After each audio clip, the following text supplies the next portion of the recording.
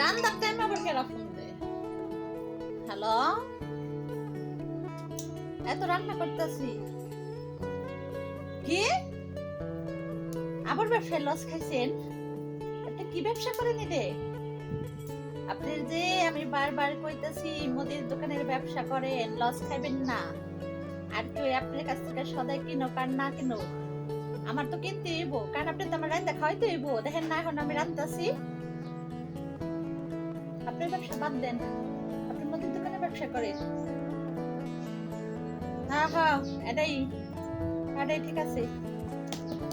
বেটা বুঝে না কি ব্যবসা করার লাগে, খালি লস খায়, খালি লস খায়।